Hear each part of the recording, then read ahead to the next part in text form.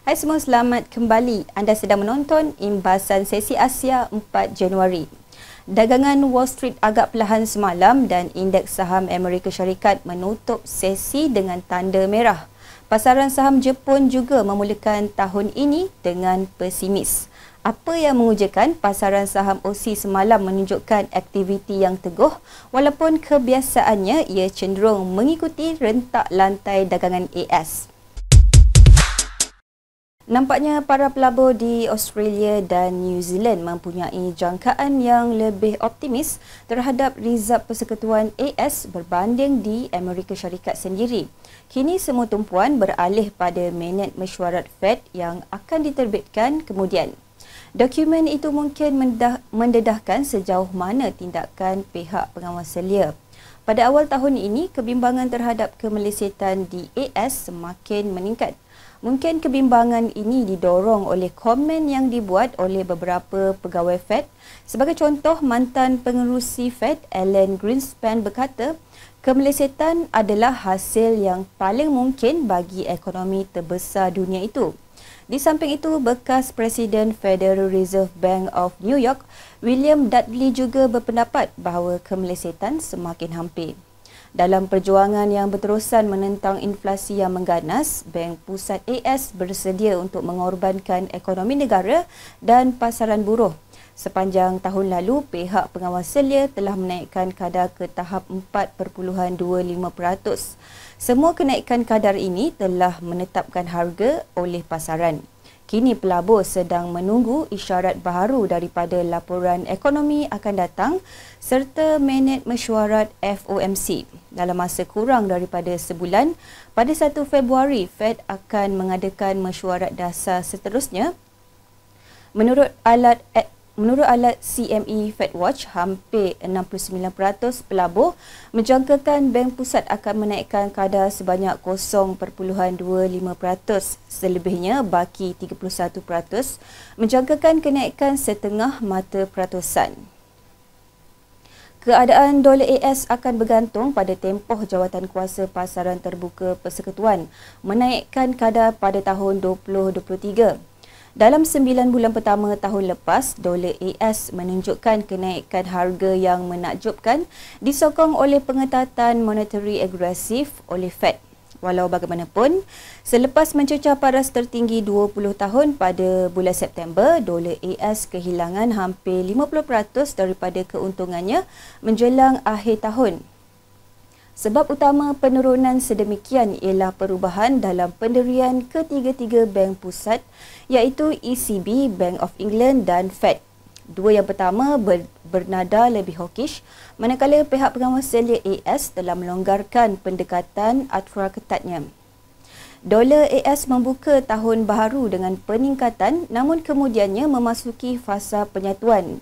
Dalam dagangan pagi pada hari Rabu, dolar AS didagangkan dalam julat sempit di antara 104.1 sehingga 104.6 berbanding sekumpulan 6 mata wang utama. Situasi ini boleh menjadi kelembapan sementara. Pada masa yang sama, mata wang AS mungkin menghadapi penjualan yang lebih besar di tengah-tengah kenaikan kadar yang lebih perlahan dan ancaman kemelesetan di AS.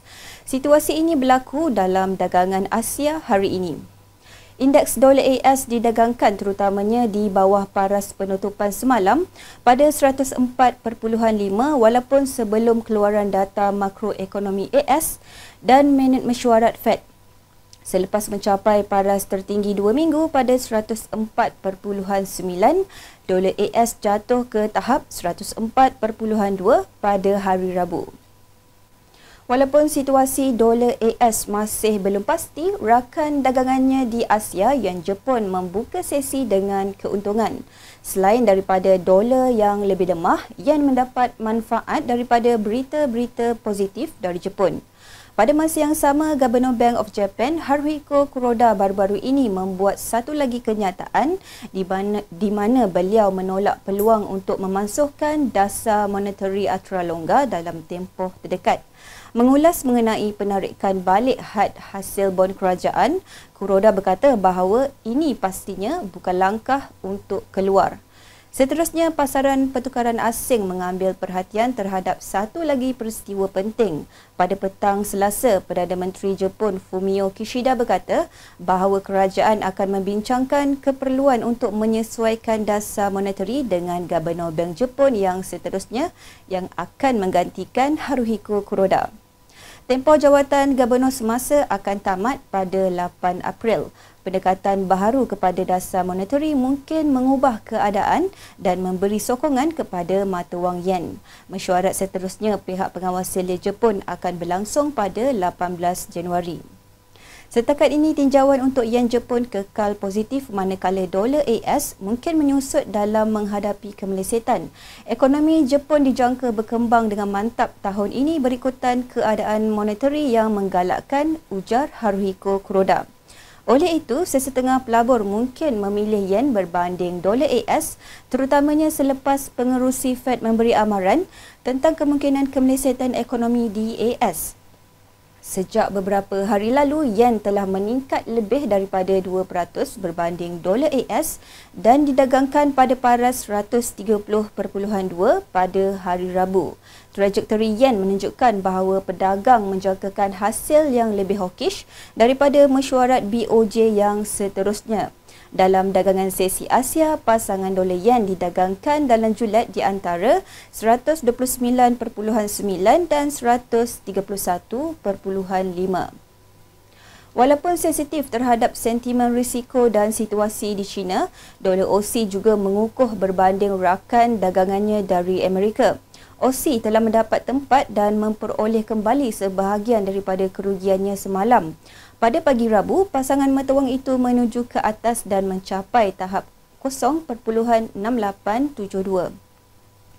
Walau bagaimanapun sentimen risiko kekal lemah, nampaknya Aussie didorong terutamanya oleh permintaan yang lemah terhadap dolar AS. Secara umum, pada permulaan tahun baru, pasaran masih tertumpu pada skala potensi kemelesetan di AS sama seperti pada penghujung tahun 2022.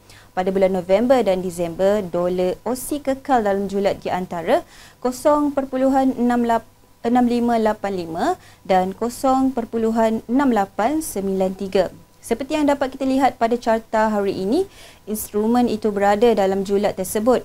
Pasangan mata wang didagangkan dalam saluran menaik 0.6717 sehingga 0.6880.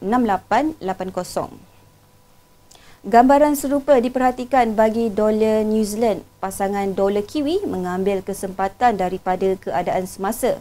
Kiwi naik sedikit berbanding dolar dan kekal dalam julat 0.6240 sehingga 0.6353. Namun ia masih didagangkan berhampiran paras penutupan semalam pada 0.6249 didagangkan pada tahap 0.6346. Mengikuti rentak lantai dagangan AS. Begitulah berlangsungnya dagangan sesi Asia pada hari Rabu. Lebih banyak acara yang akan mengambil tempat pada sesi seterusnya. Oleh itu, teruskan mengikuti perkembangan berita terkini untuk mendapatkan profit dagangan. Langgan saluran kami dan tinggalkan komen anda di bawah.